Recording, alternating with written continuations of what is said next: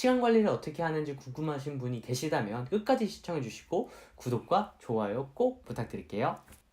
안녕하십니까, 소울리스트입니다. 벌써 2019년이 되었는데요. 2019년이 됐으니 이번에는 특별하게 시간 관리를 어떻게 해야 되는지를 좀 말씀드릴게요. 본격적인 이야기를 시작하도록 하겠습니다. 사실 시간 관리에 대한 책들도 많이 있고 이야기들도 많이 있어요. 근데 오늘 제가 드릴 말씀은 바로 데일리 리포트입니다. 데일리 리포트에 대해서 많이 들어보신 분들도 있겠지만 데일리 리포트가 낯서신 분들도 있을 거예요. 데일리 리포트가 무엇인지 말씀드리도록 할게요. 데일리 리포트 무엇일까요?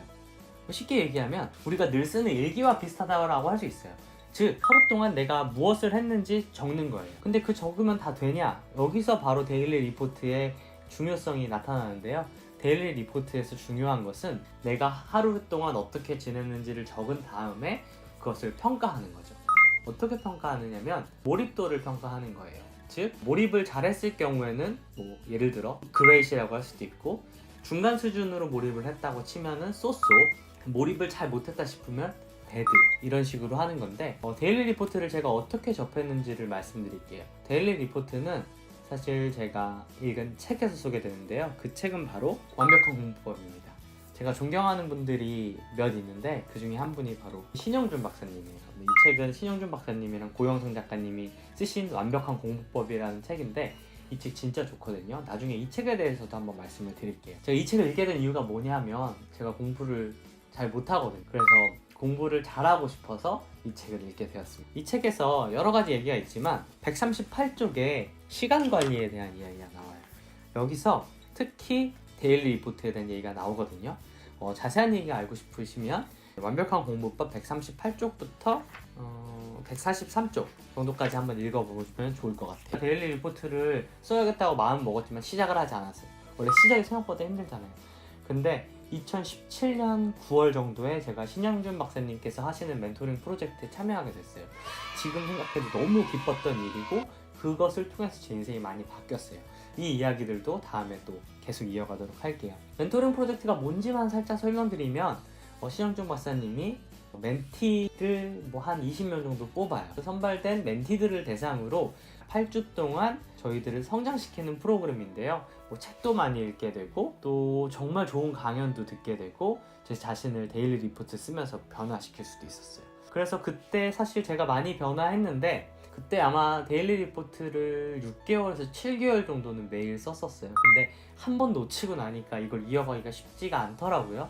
그래서 2019년 1월 1일부터 데일리 리포트를 다시 쓰려고 이 영상을 찍게 되었습니다. 근데 이 데일리 리포트를 어떻게 쓰는지에 대해서 말씀을 드릴게요. 데일리 리포트가 일기라고 말했는데 그렇게 어렵지가 않아요. 하루에 무엇을 하는지를 1시간 또는 30분마다 적는 거예요. 그리고 그 시간을 어떻게 보냈는지, 즉 얼마나 몰입을 했는지를 평가하는 거죠. 보통 3단계로 평가할 수 있을 것 같아요. 예를 들어 great, so, bad 이렇게 쓰든 아니면 상중, 하로 표시하든 본인이 원하는 대로 표시하는 거예요. 그렇게 되면 내가 하루를 어떻게 보냈는지를 진짜 적나라하게 알게 돼요. 여러분 다 시간 없다고 이런 말 많이 하잖아요. 근데 생각보다 그걸 적고 나면 내가 시간이 없는 게 아니라 시간을 잘 못 쓰고 있구나 라는 걸 알게 되죠. 그럼 과연 이걸 어떻게 적냐고요? 생각해서 두 가지 방법이 있겠죠? 실제로 종이에다 적거나 아니면 컴퓨터, 엑셀 파일이나 자기가 쓰는 그런 프로그램에 정리할 수도 있어요. 저 같은 경우에는 2017년에 했을 때 구글 드라이브 스프레드시트에 저장을 했었어요. 이번에는 좀 아날로그식으로 가볼까 해요. 폴라리스입니다. 근데 제가 이거는 광고하는 것도 아니고 제가 개인적으로 좋아서 얘기하는 거예요. 신영준 박사님이나 고영선 작가님 제가 이런 거 찍는지도 모르시니까 그냥 개인적으로 하는 말임을 이해해 주시길 바라고요. 데일리 리포트를 잘 작성할 수 있게 이번에 책을 내주셨더라고요. 그래서 이번에 하나 샀는데 되게 고급스럽고 계속 가지고 다니고 싶게 생겼어요.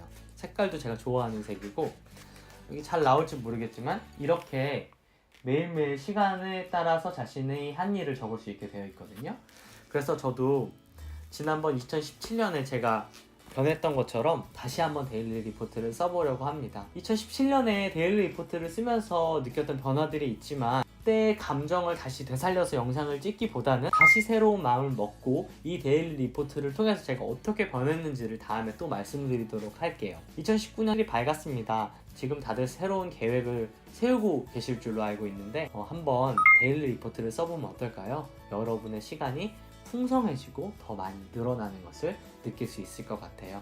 제 얘기가 도움이 되셨다면 구독과 좋아요 눌러주시고, 저는 데일리 리포트를 한번 열심히 써보고 몇 주가 될지 모르겠지만 이후의 결과를 말씀드리도록 하겠습니다. 네, 지금까지 소울리스트였습니다. 감사합니다.